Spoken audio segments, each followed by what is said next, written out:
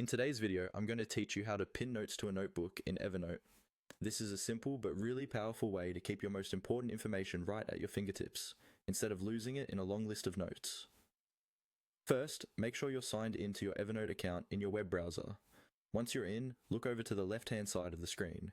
You should see the main navigation menu with options like Home, Notes, Notebooks, and so on. Go ahead and click on Notes.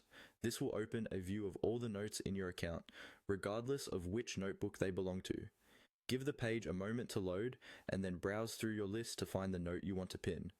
You can scroll through the list, or if you have a lot of notes, use the search bar at the top to quickly locate it by title or a keyword. When you see the note you want, click on it once to select it and open it in the main editing area. Now that your note is open, look for the three-dot menu, sometimes called the More Options menu. This is usually located near the top of the note, typically in the upper right corner of the note window. It might look small, so take a second to hover your mouse around that top area until you see the three vertical or horizontal dots. Click on those three dots to open a drop-down menu. This menu contains several actions you can perform on the note, like moving it, duplicating it, or changing its settings. In this list, look for the option that says Pin to Notebook. When you find it, click on Pin to Notebook.